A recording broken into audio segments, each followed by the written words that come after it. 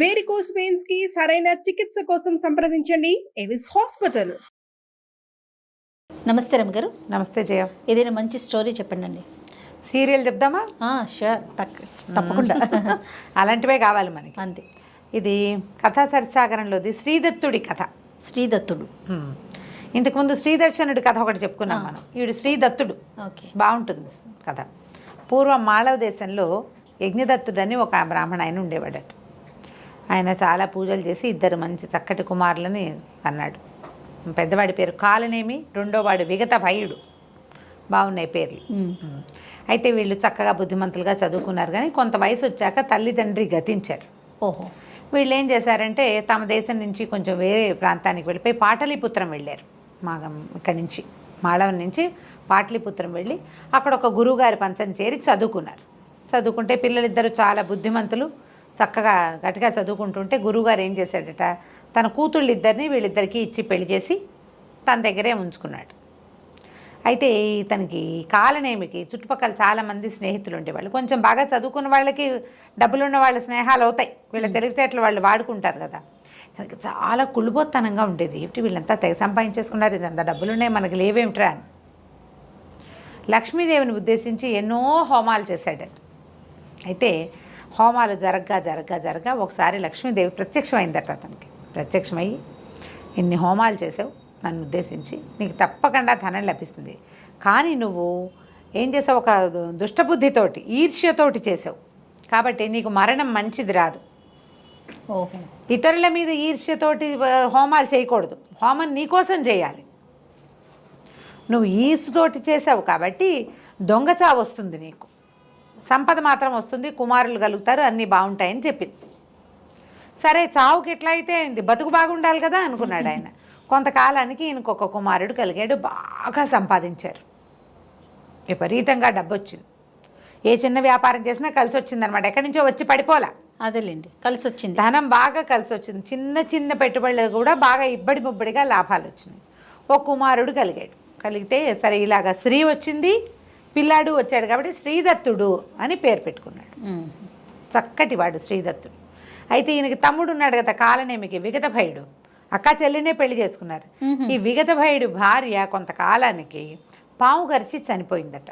పిల్లాడు ఇంత వాడయ్యాక చనిపోతే ఆయన ఒక భార్య అంటే చాలా ప్రీతట. సంసారం మీద రోసి ఇక్కడ ఉండలేక ఆయన సన్యాసం తీసుకుంటానని ఇంట్లో నుంచి వెళ్ళిపోయాడు. అన్నదమ్ములు ఇద్దరి సంపదకి వారసుడు ఎవరు మిగిలాడు, ఈ శ్రీదత్తుడే మిగిలాడు. అయితే ఈ పిల్లాడికి చిన్నప్పటి నుంచి మల్ల యుద్ధం, రెజ్లింగ్ అంటే చాలా ఇష్టం. బాపన వస్తాదు అని రాస్తారు కథలో. వాళ్ళు ఉండరు కదా తక్కువ. ఆ రోజుల్లో బ్రాహ్మణ పిల్లలు ఏం చేసేవాళ్ళు, యజ్ఞయాగాదులు, పౌరోహిత్యం, యజ్ఞయాగాదులు అవే చేసుకునేవాళ్ళు.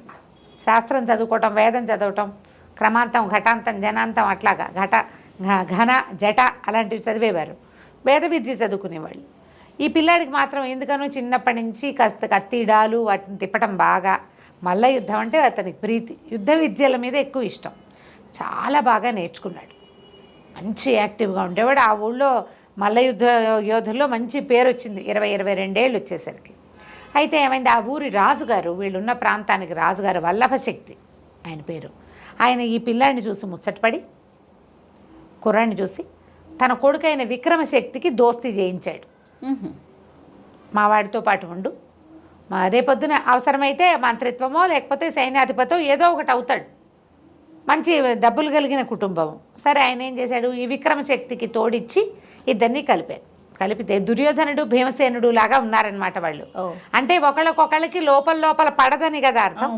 అయితే ఈ అబ్బాయికి ఏంటంటే పెద్ద రాజ్యము ఆసక్తి అలాంటివి ఉన్నవాడు కాదు కదా. ఏదో తమ ఇల్లు వాకిలి, తమ వ్యాపారం, తన సరదాలు. ఇప్పుడు వ్యాపారంలో డబ్బు వస్తూనే ఉంది, అబ్బాయి సరదా, ఈ జిమ్ సరదా తీరుతూనే ఉంది.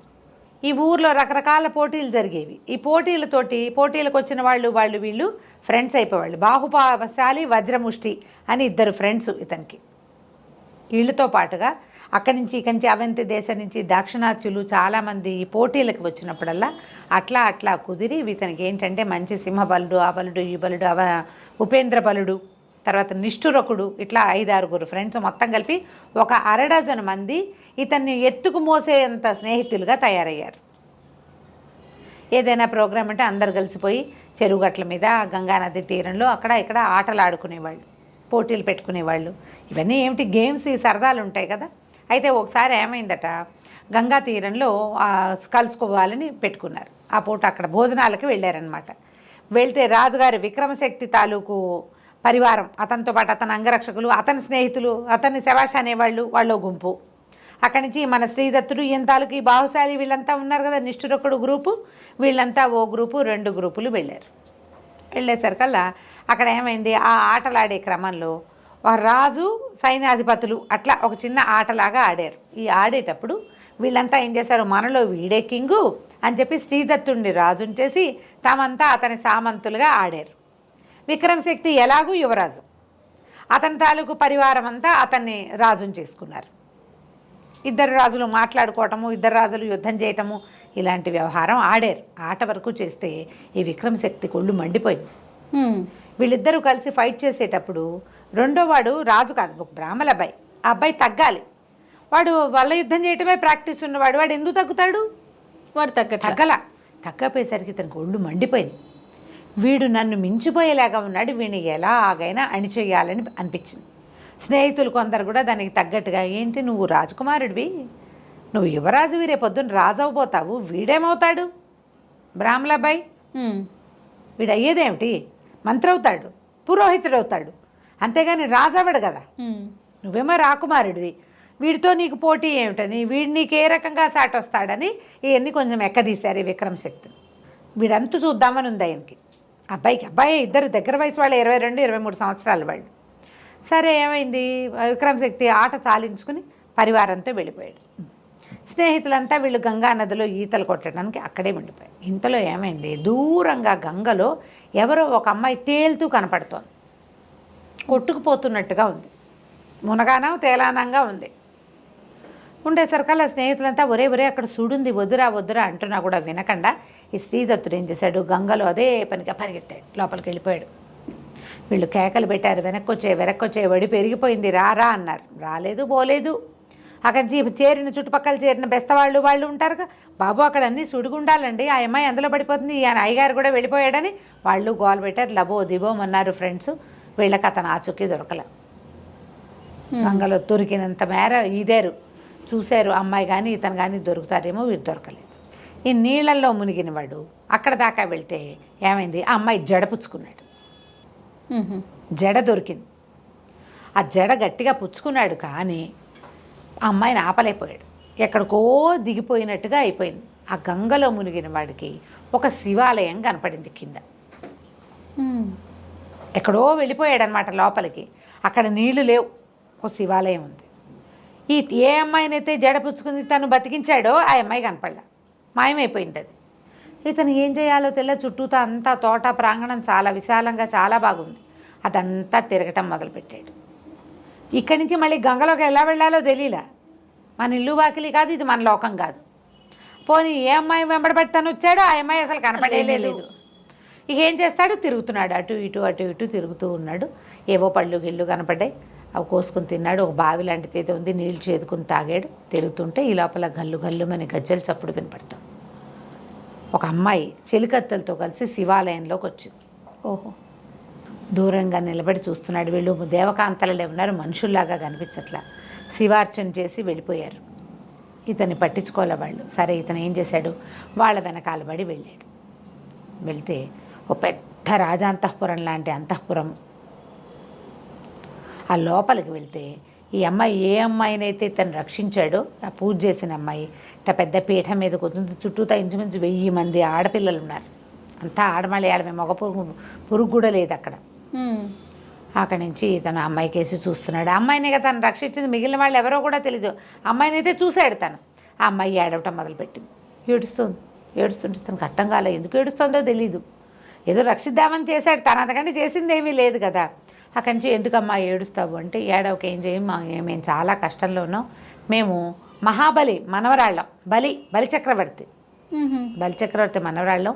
మా తాతని విష్ణువు పాతాళానికి తొక్కేశాడు, మా నాన్నని విష్ణువే బాహుబాహు యుద్ధంలో ఓడించాడు. మాకేమో మమ్మల్ని మేము ఏం చేయాలో తెలియని దుస్థితిలో ఉన్నాము. అయితే ఈ నగరాన్ని మా విష్ణువు కైవసం చేసుకున్నాడు. చేసుకుని ఒక సింహాన్ని దీనికి కాపలా పెట్టాడు. మమ్మల్ని ఆ నగరంలోకి వెళ్ళనివ్వదు ఆ సింహం. మేము లోపలికి వెళ్ళడానికి వీల్లేదు, ఎప్పుడూ మేము ఆ గంగానదిలో పడి ఏడవాల్సిందే. నగరం బయట ఉన్న అంతఃపురం ఇది, ఉద్యానవనం, ఇందులో ఉంటున్నాము. నగరం లోపలికి వెళ్ళాలి. వెళ్తే మా తాతది అది, మా తాత పాలించే నగరం. మేము అక్కడ హాయిగా ఉండగలుగుతాం, మా సొంత ప్లేసు. ఆ ప్లేస్ని తప్పించుకుని మేము ఇక్కడ ఉండిపోవాల్సి వచ్చింది. ఎవరైనా సరే ఆ సింహాన్ని ఎదిరించే వాళ్ళు కావాలి మాకు, ఎవరు ఎదిరిస్తారు అని దుఃఖిస్తున్నాను అనేసరికి అబ్బాయి మంచి వస్తాది కదా, వీడు ఎదిరించడం అనగానే వీడికి ఉత్సాహం వస్తుంది.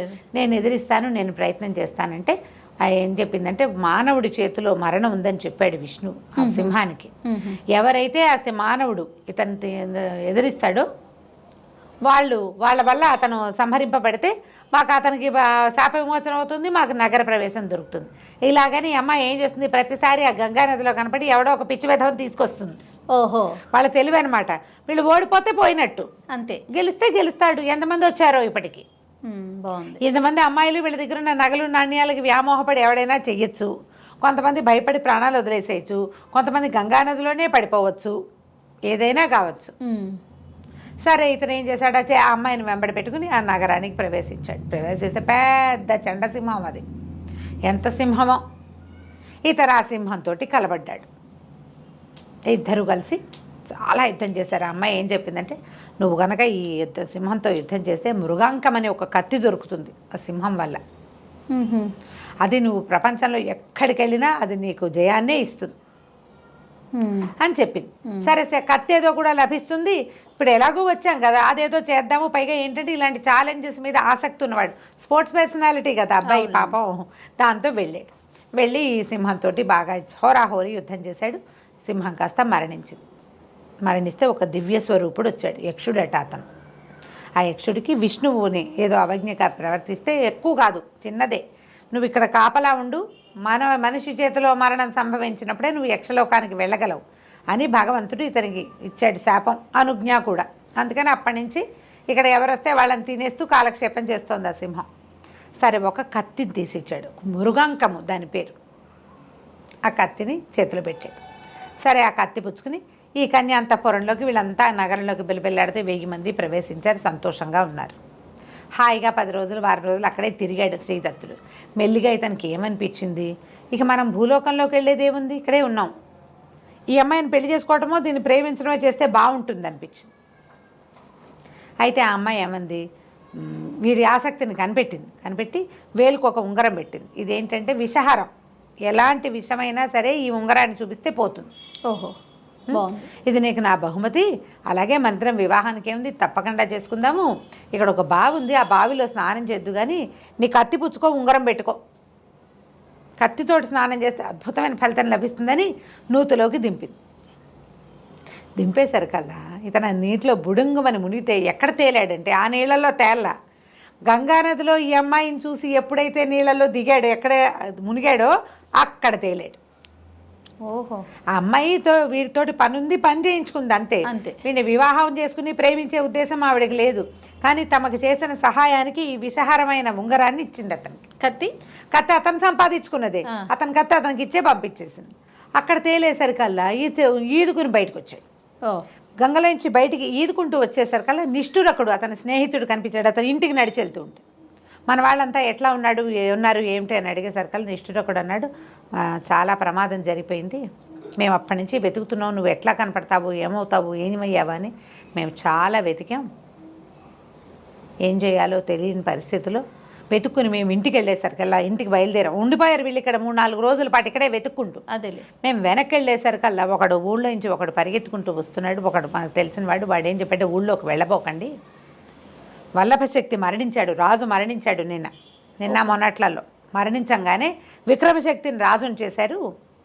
అతనేమో ఇతని కోసమనే, ఈ అబ్బాయి కోసం, శ్రీదత్తుడి కోసం ప్రయత్నం చేశాడు.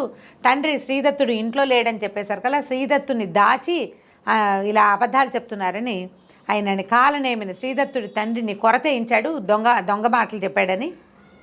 లోపలికి మీరు ఊళ్ళో కనుక వెళ్ళారంటే శ్రీదత్తుడు దొరకని మిమ్మల్ని పట్టేస్తారు అని చెప్పేసరికల్లా మేము అక్కడి నుంచి పారిపోయాము. నువ్వేమైనా వస్తావేమో అనే ఆశతోటి నేను ఇక్కడ కాపలా ఉన్నాను, మనం ఇక్కడ ఉండకూడదు, మరణం దొంగ చావు లభిస్తుందని లక్ష్మీదేవి మొదట చెప్పింది కాలనేమికి. అది ఇలా జరిగిపోయింది. వీళ్ళకి ఊళ్ళో ఆసరా లేదు. ఓహో. ఈ కాలనేమి భార్య ఏమో ఈ భర్తకి ఇట్లా కొరతే కానీ గుండె పగిలి చచ్చిపోయింది. అమ్మ నాన్న ఇద్దరూ పోయారు. ఇతను అక్కడికి వెళ్ళి ఆ మృగాంకం అనే కత్తిని విషహారమైన ఉంగరాన్ని సంపాదించుకునే లోపల ఇక్కడ ఇతని జీవితం ఇలా అయిపోయింది. దాంతో ఇంకా ఏమీ ఆసరా లేక తన స్నేహితులున్న ఊరికి వెళ్ళిపోవడానికి ఇక్కడ ఉన్న ఆస్తిని కూడా వదిలిపెట్టుకోవటమే.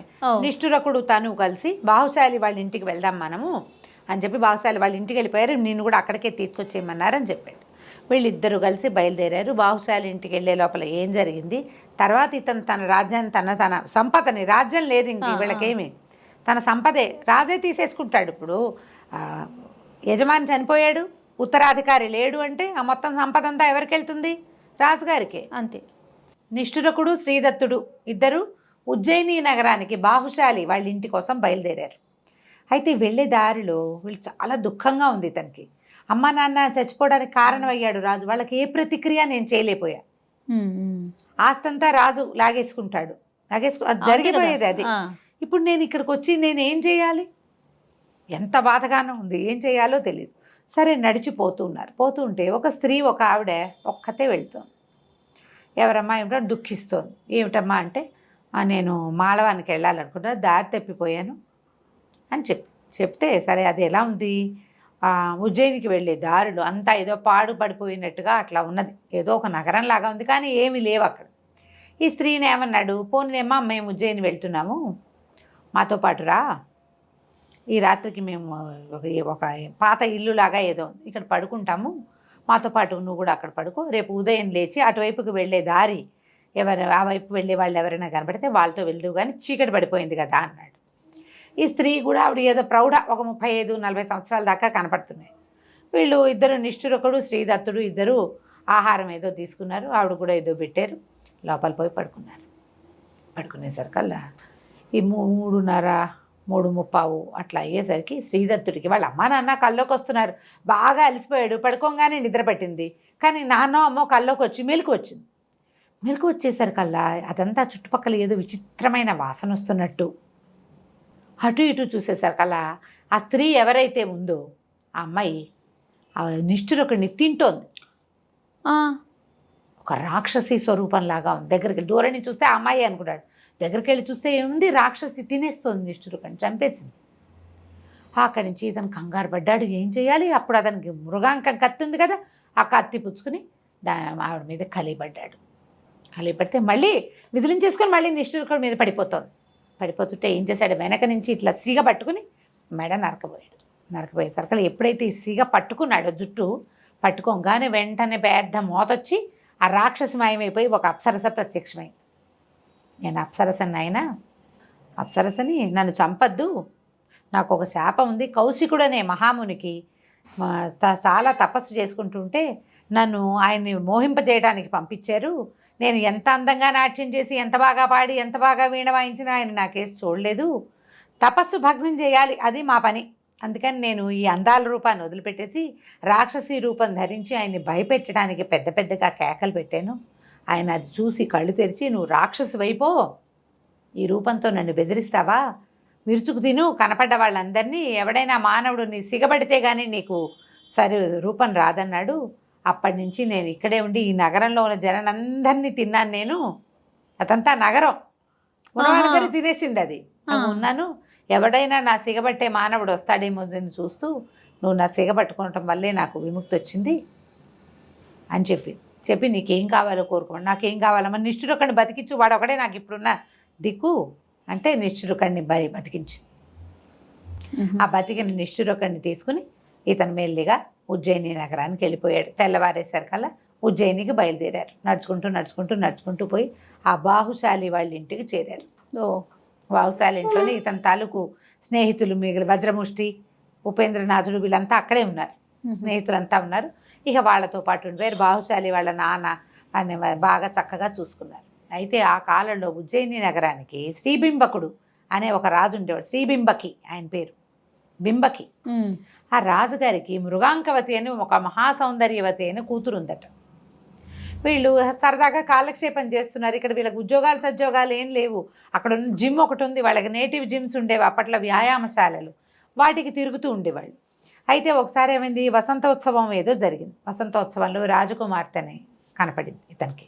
కనపడితే ఇతని మనసు ఆమె ఎందు లగ్నం అయిపోయింది. అంతకుముందు ఇతను విద్యుత్ ప్రభను చూశాడు. ఎక్కడ ఆ సముద్రంలో దొరికింది కదా ఒక ఆవిడ, బలిచక్రవర్తి మనవరాలు విద్యుత్ ప్రభ ఆవిడ పేరు. విద్యుత్ ప్రభ మీద కొద్ది రోజులు గడిపాక మనసు వచ్చింది ఇతనికి. ఇక్కడే ఉన్నాను కదా ఈమెను చేసుకుందామని. కానీ ఈ మలయ మృగాంకవతిని మాత్రం చూడగానే ఇతని మనసు దోచుకుంది అమ్మాయి. ఒక మూడు ఆఫ్గా ఉండిపోయాడు. సాయంకాలం ఏమన్నారు స్నేహితులు, ఏరా అయ్యా ఇలా అయిపోయావు, నువ్వు డల్గా ఉన్నావు, పద ఆవిడ ఉద్యానవనంలో ఉంటుంది రాజకుమార్తె, చూద్దాం అక్కడికి వెళ్దాం. కుర్రాళ్ళు అట్లా చేస్తారు కదా, ఆ అమ్మాయి అక్కడ ఉంది, బీటేద్దామని తీసుకుపోయారు. తీరా వీళ్ళు అక్కడికి ఉద్యానవనానికి వెళ్ళేసరికల్లా వీళ్ళకి ఒక స్నేహితురాలు కూడా ఒక అమ్మాయి కనిపిస్తుంది, విభావకి అనేటువంటి ఒక చెలికత్తె కూడా ఉంది. ఈ అమ్మాయి ఆ చెలికత్తె బాలు ఆడుకుంటున్నారు, ఉన్నట్టుండి కేకలు పెట్టారు ఆడవాళ్ళంతా. రాజకుమార్తెని పాము గరిచిందని కేకలు పెట్టారు. అది కన్యాంతఃపురం, అదే కాదు ఏమన్నా దాన్ని అంతఃపురం అనకూడదు, కన్యోద్యానం అనమాట. ఆడపిల్లలు మాత్రమే ఉంటారు, వాళ్ళ కాపలా కూడా మగవాళ్ళు ఉండరు. వీళ్ళు తృతీయ ప్రకృతులు. కంచుకి అనే ఒక క్యారెక్టర్ కనపడుతుంది, ఆ కంచుకి కాపలా ఉంటాడు. సైన్యం అంతా బయటే ఉంటుంది, వీళ్ళు ఎవ్వరూ మగవాళ్ళు లోపలికి వెళ్ళరు. ఆ పెద్ద పెద్ద కేకలు పెట్టారు ఆడవాళ్ళంతా. రాకుమార్తెని పాము గరిచిందంటే కంచుకి హైరాన్ పడుతూ బయటికి పరిగెత్తుకొచ్చాడు. రాకుమార్తెని పాము గరిచింది, ఎవరినైనా వైద్యగాళ్ళని పిలుచుకురండి, వైద్యుల్ని పాముల వాళ్ళని కేకేసుకురండి అని పెద్ద పెద్దగా గోలుగా అరుచుకుంటూ వచ్చాడు. వచ్చేసరికల్లా సరే ఇతను చెప్పాడు, నా దగ్గర ఉన్న ఉంగరము విషహారం అని చెప్పింది విద్యుత్ ప్రభ. ఏం చెప్పింది, విషం పోతుంది అని చెప్పింది కదా.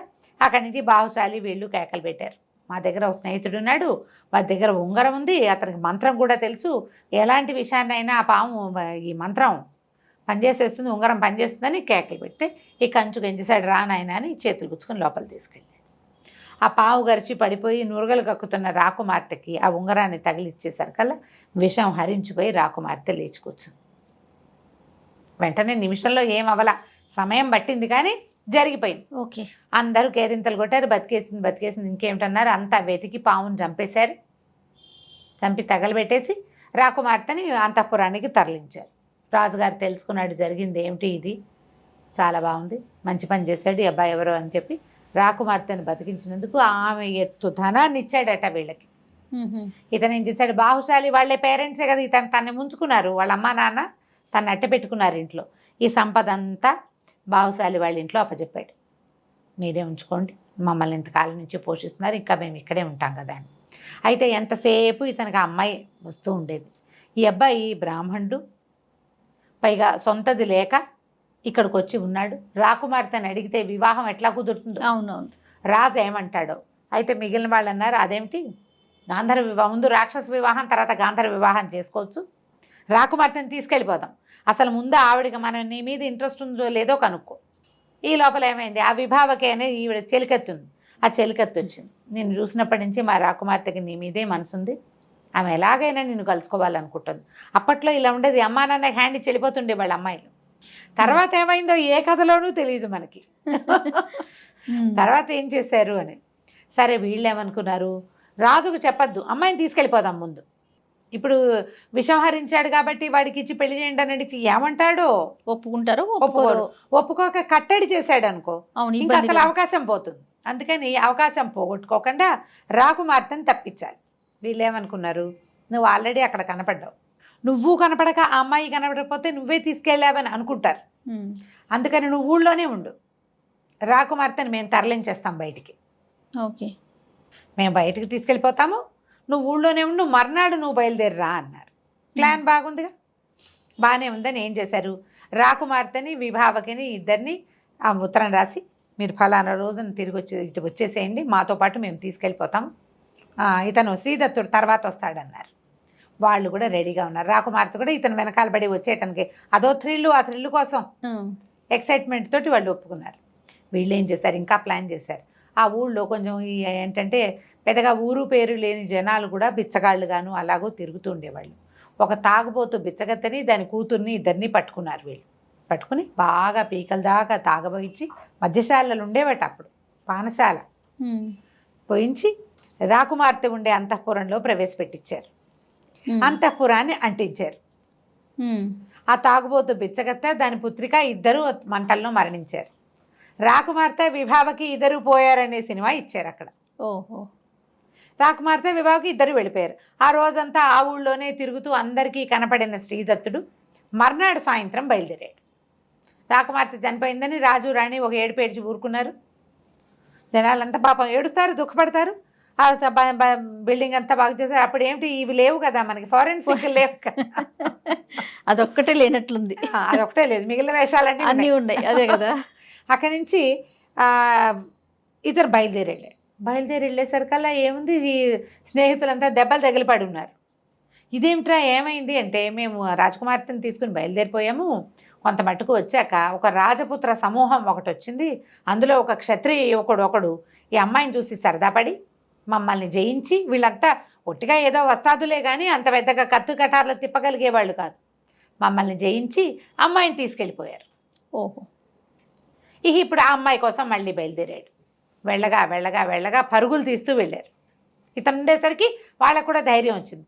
పరుగులు తీస్తూ వెళ్ళేసరికల్లా ఆ జనాలు కనపడ్డారు. ఇతనితో పాటు కొంతమంది దెబ్బలు తగిలిన వాళ్ళేమో వెనకాల ఆగిపోయారు. ఒకళ్ళిద్దరే వచ్చారు. వాళ్ళందరూ ఉండగానే ఇతను వెళ్ళాడు. ఆ రాజపుత్రులు ఎవరైతే సమూహం ఉన్నారో, ఎవడో వాడు ఒక చమూపతి ఎక్కడో ఒకడు వాళ్ళని పట్టుకుని వాడిని కొట్టి, అతను ఆల్రెడీ ఏ గుర్రం మీద అయితే రాజకుమార్తెని మృగాంకవతిని ఎక్కించుకున్నాడో అదే గుర్రం మీద తను మృగాంకవతి ఇద్దరు ఎక్కి పరిగెత్తారు. మిగిలిన జనానికి అందకుండా అతని స్నేహితులు కొంతమంది దెబ్బలు తగిలి అక్కడ ఉండిపోయారు. మొదట దెబ్బలు తగిలిన చోట, వీళ్ళతో యుద్ధం జరిగిన చోట, అక్కడి నుంచి ఇక్కడ ఇంకొకళ్ళు ఇద్దరు ఉండిపోయారు. ఇతను మాత్రం ఈ మృగాంకవతిని ఎక్కించుకుని ముందుకెళ్ళిపోయాడు. ఆ గుర్రం కూడా బాగా బెదిరి ఇదిగా ఉంది, పరిగెత్తాక ఎక్కడో ఓ చోట ఈ అమ్మాయి నాకు నోరెండిపోతుంది, దాహం వేస్తుందంటే, సరే ఆగు మంచినీళ్ళు తీసుకొస్తానన్నాడు. ఈ లోపల ఇట్లా గుర్రం దిగేసరికి ఆ గుర్రం ఢామని పడిపోయింది. అది ఎక్కడి నుంచి తిరిగి వస్తుందో, ఈ యుద్ధంలో దానికి 2-3 కత్తిగాట్లు తగిలేసినాయి. ఏదో తిక్కగా పరిగెత్తింది, అది కాస్త మరణించింది. వీళ్ళు ముందుకు వచ్చేసారు. స్నేహితులు లేరు, తిండి తిప్పలేవు, వీళ్ళకి ఏమీ లేవు. వాళ్ళు ఏం చేయాలో తెలియని స్థితిలో మంచినీళ్ళు తెస్తాను ఉండు అని చెప్పి వెళ్ళాడు. తిరిగి వచ్చాడా? మృగాంకవతి శ్రీదత్తుడు వింధ్యారణ్యంలో ఒక మధ్యలోకి చేరారు. గుర్రం కాస్త చచ్చిపోయింది. అమ్మాయి మంచినీళ్ళు కావాలంటోంది. సరే దాహం వేస్తుంది కదా, అదే ఉండు ఇక్కడే, ఆ చచ్చిపోయిన గుర్రం గుర్తుగా ఉంది. అమ్మాయి నువ్వు చెట్టు కింద కూర్చోబెట్టాడు. మంచినీళ్ళు తెస్తానని వెళ్ళాడు. ఇంతలో సూర్యాస్తమయం అవుతూ ఉండగా ఇది జరిగింది. ఈయన నీళ్ళకి ముందుకెళ్ళేసరికల్లా సూర్యుడు వాలిపోయాడు. అడవుల్లో ఏమిటంటే సూర్యుడు కొంచెం కుంగాడంటే చటుక్కుని చీకటి పడిపోతుంది. అప్పటిదాకా ఏంటో వెలుగున్నట్టే ఉంటుంది, ఒక్క దెబ్బకి మొత్తం చీకటి. ఈయనకి మంచినీళ్ళు అయితే దొరికాయి కానీ దారి దొరకల. ఆ మృగాంకవతి ఎక్కడుందో వెతికి తిరిగి ఎట్లాగో తెల్లవారుజాముకి తన గుర్రం చచ్చిపడి ఉన్న చోటికి వచ్చాడు. తెల్లవారుజాము అంటే 3:30-4 అయ్యేసరికి వెలుగు రావడం మొదలు పెడుతోంది. చచ్చిపడిన గుర్రం అక్కడే ఉంది, మృగాంకవతి లేదు. ఇక అమ్మాయి కోసం అటు ఇటు వెతకడం మొదలుపెట్టాడు. చెట్టు ఎక్కి చూద్దాం అనుకున్నాడు. ఈ అమ్మాయి కోసం వెతికి హైరాణలో తన దగ్గర కత్తి ఉంది కదా, మృగాంకము, దాన్ని కింద పెట్టేశాడు. కత్తి కింద పెట్టేశాడు. చెట్టు ఎక్కాడు. చెట్టు ఎక్కేసరికల్లా ఏమైంది, ఒక బోయేవాడు కనిపించాడు. ఆయన ఒట్టి బోయేవాడుగా కాకుండా ఏదో కింగ్లీ ఫీలింగులతో ఉన్నాడు, కొంచెం ఇదిగా ఉన్నాడు. నగ అది డిఫరెంట్గా ఉంది, అతను పెట్టుకున్న తలపాగా కూడా డిఫరెంట్గా ఉంది. ఎవరు ఏమిటని కేకేశాడు. అతను దుఃఖంతో దిగొచ్చి, నా భార్య ఇక్కడే ఉండాలి. ఏమిందంటే, అయ్యో నీ భార్య నా అమ్మాయి, ఈ పక్కనే ఒక పల్లె ఉంది, పల్లెకి చేరింది మీ ఆవిడ, మరి నువ్వు ఏం చేస్తావంటే బయలుదేరి, ఇప్పుడు నా పరివారం కొంత ఉంది, కొంత అతనితో పాటు కొంత పరివారం వచ్చింది అని చెప్తూ కిందున్న కత్తి తీసి చేతపుచ్చుకున్నాడు. కత్తి తను తీసుకుని, నువ్వు వెళ్ళు, నీ కత్తి నా దగ్గర ఉండీలే, నేను ఉంచుకుంటాను, దుఃఖంతో ఉన్నావు, కత్తే మోస్తావు అవును కదా పాపం, అంచేత కొంత పరివారంతో కలిసి మా బోయపల్లెకి వెళ్ళిపో, అక్కడ ఉండు, నేను వస్తాను, మీ భార్య కూడా అక్కడే ఉందని చెప్పాడు. చెప్పేసరికల్లా సరే ఒప్పుకున్నాడు. ఈ దుఃఖము, అయ్యో ఇంత దూరం అమ్మాయి వచ్చిన దగ్గర నుంచి కష్టాలుగానే ఉన్నాయి. ముందు వాడెవడో ఎత్తుపోయాడు, ఇప్పుడు వీడెవడో మా ఊళ్ళో ఉందంటాడు. సరే ఏం చేస్తాడు, కాళ్ళు ఈడ్చుకుంటూ ఆ పరివారంతో కలిసిపోయాడు. ఈ రాజుగారు వెళ్ళిపోయాడు. ఈ వెళ్ళిపోయిన వాడి పేరు శ్రీచండు. అక్కడి నుంచి తీసుకుపోయారు. ఎక్కడో ఉంది ఆ పల్లె, ఒకరు ఒక దాంట్లోకి ప్రవేశపెట్టారు. కాసేపు విశ్రాంతి తీసుకోమన్నారు. ఈయనేమో పడుకున్నాడు. రాత్రంతా అడవిలో నడిచాడా? అంతకుముందు రోజంతా యుద్ధమా? రాత్రంతా నడిచాడా? పొద్దునంతా ఏడ్చాడా? మధ్యాహ్నం అక్కడికి వెళ్ళేసరికల్లా వాళ్ళు ఇచ్చిన మంచినీళ్ళు మజ్జిగ ఇంకేదో పుట్టతైనా పుచ్చుకునేసరికి ఒళ్ళు తెలియని నిద్ర. భార్య ఇక్కడే ఉందన్న నమ్మకం, అమ్మాయి అక్కడే ఉందని. కత్తి లేదు, పెళ్ళాము లేదు, పడుకుని నిద్ర మాత్రం వస్తుంది. మరి సహజం కదా మనుషులకి. పడుకుని నిద్రపోయాడు. సరే నిద్ర లేచి చూసుకుంటే కన్ను చీకటి పడుతోంది. మధ్యాహ్నం పడుకున్నాడు కదా, లేచి చూసేసరికల్లా కాళ్ళకి 2 సంకెళ్ళేస్తుంది. ఓహో. వెంటనే వెతకనందుకు భార్య శిక్ష ఇస్తుందా అన్నట్టుగా 2 కాళ్ళకి సంకెళ్ళున్నాయి. గింజుకున్నాడు, లాక్కున్నాడు. ఎవ్వరూ పలకలా, ఎవ్వరూ రాల. పూట గడిచిపోయింది. ఇతను అరుస్తున్నాడు, కేకలు పెడుతున్నాడు. ఏమీ లేదు, భోజనం మాత్రం తీసుకొచ్చేస్తున్నారు. అక్కడి నుంచి అమ్మాయి ఏం చెప్పిందంటే, ఒక అమ్మాయి వచ్చి అయ్యా నీ భార్య మాకు దొరకలేదు. ఈ మా రాజు శ్రీచంద్రుడు సకల సద్గుణ సంపన్నుడు, సకలంగా అన్ని కళలు ఉన్నవాడు, తర్వాత ఏమో ఇంకా ఏమిటి అంటే సౌందర్యవంతుడు అయినటువంటి క్షత్రియుణ్ణి చండికకి బలివ్వటం కోసం నిన్ను పట్టుకొచ్చాడు. అందుకే నిన్ను మేపుతున్నారు ముప్పొద్దుల. నిన్ను బలిచ్చేస్తాడు. అదే జరగబోతోంది. నువ్వు అతన్ని కాదని ఇక్కడి నుంచి వెళ్ళలేవు. పరమ క్రూరుడు అని ఏం చెప్పిందంటే, ఈ శ్రీచంద్రుడికి ఒక కూతురు ఉంది సుందరి అని. నిన్ను చూసిన దగ్గర నుంచి నీ మీద మనసు పడింది. ఓహో. ఆమెను పెళ్లి చేసుకో. గాంధర్వ వీధిని వివాహం నీతో వస్తుంది, నీ దగ్గరకు వస్తుంది. ఏదైనా కాలక్రమాన అవకాశం ఉంటే చూద్దాం, లేకపోతే ఆమె కోరిక తీరుతుంది. కనీసం ఎలాగో చచ్చిపోతావు నువ్వు అనేసరికి ఒప్పుకున్నాడు.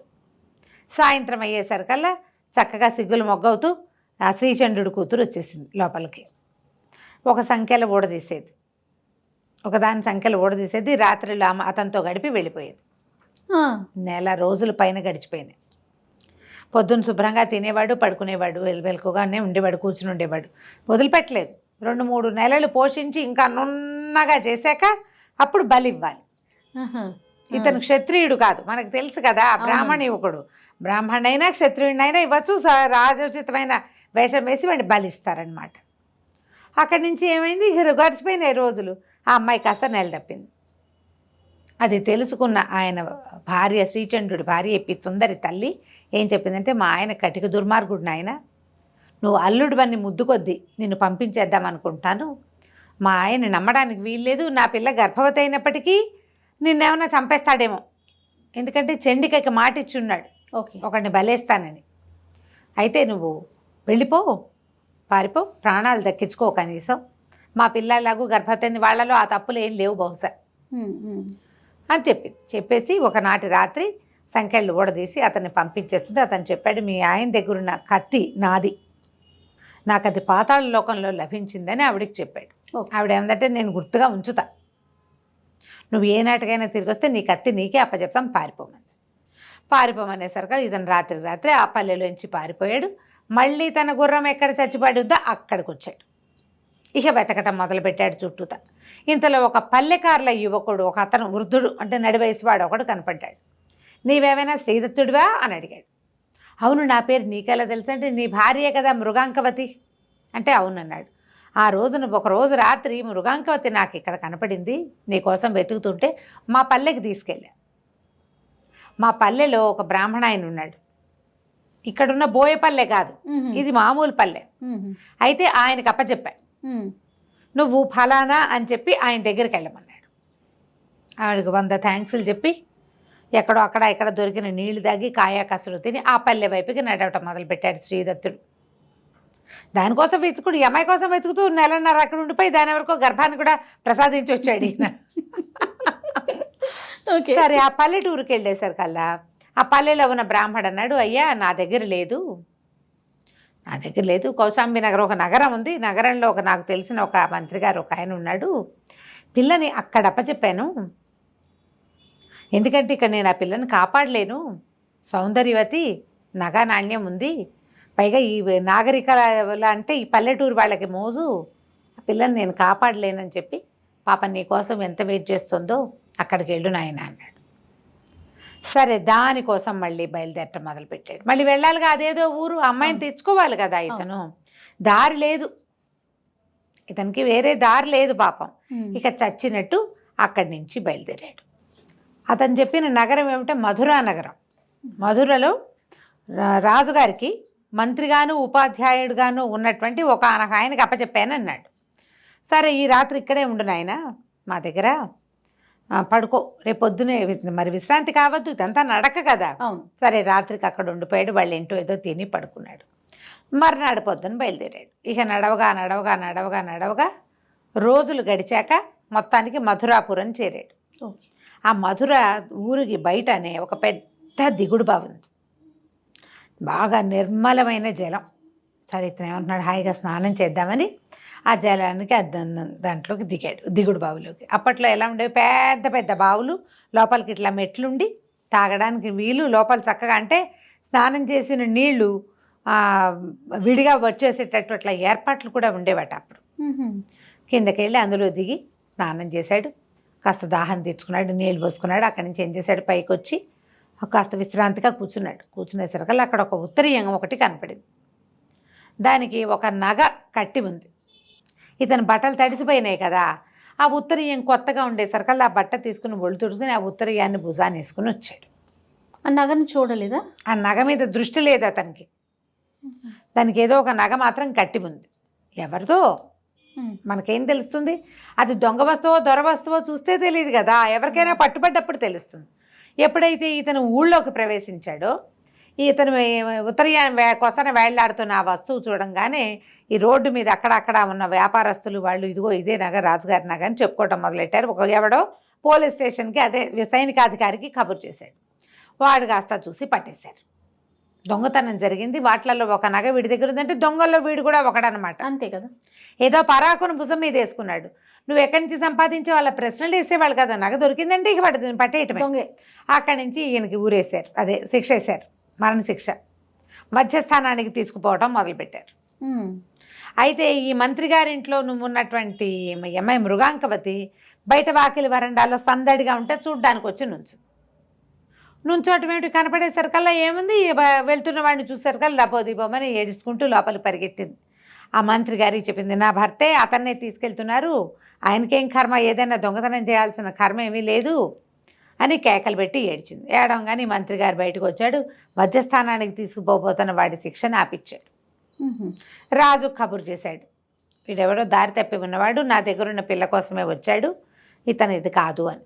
సరే అక్కడి నుంచి అతన్ని శిక్ష తప్పించారు. ఎక్కడిది ఈ వస్తువు ఏమిటని విచారణ చేశారు. ఫలానా దిగుడు బావి దగ్గర ఉంది, ఈ ఒక వస్తువు ఉత్తరీయానికి కట్టుంటే బట్టలు తడిసి ఉన్నాను నేను, నా దగ్గర మారు వస్త్రం లేదు, నా బట్టలు ఆరేసుకోవడం కోసం ఈ ఉత్తరీయాన్ని కట్టుకున్నాను, తర్వాత దాన్నే నేను భుజాన్ని వేసుకుని వచ్చాను. మరి ఇప్పుడు పొడి బట్ట కట్టుకున్నారు, తడి బట్టలు పిండి ఆరేస్తారు, ఆ బట్టలు ఆరేదాకా అక్కడ కూర్చున్నారు, ఆ బట్ట కట్టుకున్నాడు, ఈ ఉత్తరీయాన్ని వదిలేయకుండా తెచ్చేశాడు. అది జరిగింది.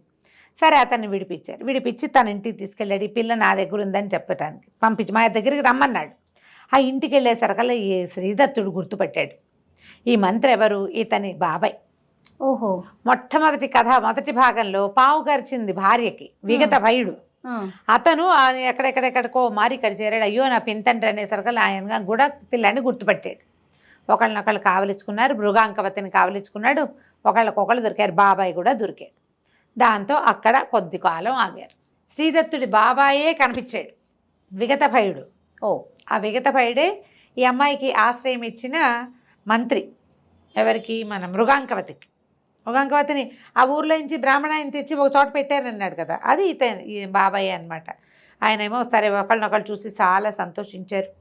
తర్వాత ఇతను తనకు ఎట్లాగా నగరం నుంచి బయటికి వెళ్ళిపోవాల్సి వచ్చిందో, తన తండ్రికి ఎలాంటి దుర్భరమైన మరణం వచ్చిందో చెప్పుకుని దుఃఖించాడు. విగత భయుడు, నాయన నువ్వు బాధపడకరా నాయన, మీ నాన్న లక్ష్మీదేవిని సాధించినట్టుగానే నేను ఒక యక్షిణిని సాధించాను, యక్ష విద్య. ఆ యక్షిణి నాకు 5,000 గుర్రాలు 5 కోట్ల దినారాల ధనము ఇచ్చింది. అదంతా నీదే, నాకేమైనా సంసారమా పిల్లల, నా దగ్గర ఉంది, అదంతా నువ్వే తీసుకుందు కానీ, సంతోషంగా ఉందు కానీ, మనం ఏదైనా చేద్దామన్నాడు. సరే ఇతను అప్పుడు వీళ్ళకి ఇచ్చి పెళ్లి చేశాడు. వీళ్ళిద్దరూ కలిసి వచ్చారు కానీ వివాహం చేసుకోవాలి. సరే అక్కడ పెళ్లి చేసుకున్నారు. కొంతకాలం అలా ప్రశాంతంగా ఉన్నారు. ఉన్న తర్వాత ఇతనికి ఏమనిపించిందంటే, ఇలా ఎక్కడో ఎందుకు ఉండాలి, అని మొదట నగరం నుంచి తను పారిపోవాల్సి వచ్చింది. తన తండ్రి మరణానికి ప్రతిక్రియ చేయాలని ఉంది. ఓ ప్రతిక్రియ చేయాలంటే సరే మన ఊరు వెళ్దాం అనుకున్నారు. వెళ్దామంటే ఈయన ఏం చెప్పాడంటే విగతభయుడు, అతను పనిచేసేటువంటి మధురానగరపు రాజు సూరసేనుడికి ఒక కూతురు రాజకుమార్తె, ఇలా చాలా సౌందర్యవతి. నేను అమ్మాయిని కూడా మనతో పాటు బయలుదేరి తీస్తా, నువ్వు ఆ పిల్లని తీసుకెళ్ళిపో. మనం వివాహానికి ప్రపోజ్ చేస్తే బ్రాహ్మడికి ఇవ్వకపోవచ్చు, కానీ గాంధర్వ విధిని వివాహం ఆడారంటే రాజు ఒప్పుకుంటాడు. నేను మా అన్నయ్య కొడుకున్నాడు ఇవ్వండి అని అడగలేను. అప్పట్లో విధానం అట్లా ఉండేది. చూడండి, పిల్లని ఇప్పుడు పెద్దవాడు, ఓ పిల్లని తీసుకుని లేచక్కపో అని తమ అన్నయ్య కొడుక్కి చెప్తున్నాడు. అది తప్పు కదా కదా. కానీ ఆ కాలానికి అది కరెక్ట్. అమ్మాయే అతన్ని వరించిందనుకో రాజు కాదనడు. కానీ వివాహం ప్రపోజల్ తక్కువ దీంట్లో నుంచి అంటే వేరే తక్కువ అనుకోండి, ఎక్కువ తక్కువ కాదు, వేరే కమ్యూనిటీ నుంచి వస్తే కుదరదు. అమ్మాయి స్వతంత్రించిన అమ్మాయే వెళ్ళిపోయినా పనికొస్తుంది. ఓహో బాగుందండి. సరే అక్కడి నుంచి ఏం చేశారు, భార్య భర్త వీళ్ళిద్దరూ మృగాంకవతిని తీసుకుని మన శ్రీదత్తుడు విగతభయుడు తమ దగ్గర ఏర్పడినటువంటి సైన్యం ఉందిగా, 5,000 గుర్రాలు ఇచ్చిందని చెప్పాడు కదా, ఈ గుర్రాల మీద రౌతులు అన్నీ ఏర్పరచుకుని సూరసేన మహారాజు గారి కూతుర్ని కూడా బయలుదేరి తీశాక ఏమైంది, ఆ అమ్మాయిని దారి తప్పించాలని అనుకున్నారు. ఆవిడ ఇంకో చోటకి వెళ్తుంది, ఏదో దేవాలయాన్ని కానీ బయలుదేరి తీసి వీళ్ళతో కలిపేసుకున్నారు. కొంత దూరం వెళ్ళేసరికల్లా సైన్యం ఓవైపు వీళ్ళు ఇంకోవైపు ఆ అమ్మాయిని కలుసుకోవడానికి ఇతను అటు వెళ్ళాడు. అదే సైన్యం నడుస్తోంది దాని దారినది ఎక్కడికి, వీళ్ళ కౌశాంబి వీళ్ళ మొదటి నగరం కోసం, ఉజ్జయిని కాదు వీళ్ళది సొంత నగరం ఏదో ఉంది కదా, ధారానగరమో ఏదో, అక్కడికి వెళ్ళిపోతున్నారు. ఇతను ఏం చేశాడు, భార్యతో సహా ఇటు పక్కకి కొంత దండుతోటి కొద్దిపాటి సైన్యంతో రాజకుమార్తెను కలుసుకోవటానికి పక్క దారి పెట్టాడు. కొంత దూరం వెళ్ళేసరికల్లా శబరులు పట్టేశారు వీళ్ళని, బోయేవాళ్ళు, శబర జాతి బోయ జాతి కోయేవాళ్ళు చాలామంది ఉంటారు కదా, పట్టేశారు. దొంగల్లాగా పడిపోయారు మీద, చేతికి అందిన వాళ్ళని చంపేశారు. సహాయం కోసం కొంతమంది తమ పూర్వ సైన్యం పక్కకి వెళ్ళిపోయిందిగా అటు పరిగెత్తేశారు. రాజకుమార్తె ఏమైందో తెలీదు, భార్య ఏమైందో తెలీదు, ఇతన్ని మాత్రం పట్టేసి ఒక మహాచండి ఆలయానికి షిఫ్ట్ చేసేశారు. చండికాలయంలో పెట్టారు. అక్కడ ఒక గంట మోగుతుంటే మృత్యు గంటలాగా ఉంది, పెద్ద చండికా విగ్రహం, చాలా పెద్దది, ఎంత పెద్దదో భయం వేసేలాగా, అది ఎట్లా ఉందంటే మృత్యుగృహంలాగా ఉంది. ఆ చండికాలయంలో తీసుకుపోయి కట్టేసేసరికల్లా ఏమైంది, సాయంకాలం అయ్యేసరికల్లా ఒక కోయ అమ్మాయి సంటి పిల్లాడిని ఎత్తుకుని వచ్చింది లోపలికి. ఈ కట్టేసి ఉన్నవాడిని చూసి అని తెల్లబోయింది, నువ్వెలా వచ్చావు ఇక్కడికి అని. కట్టేయబడ్డవాడు శ్రీదత్తుడు వచ్చింది. ఇంతకుముందు శ్రీచంద్రుడి కూతురుంది కదా సుందరి, ప్రెగ్నెంట్ అయింది ఆ అమ్మాయి, పిల్లాడిని ఎత్తుకొచ్చింది.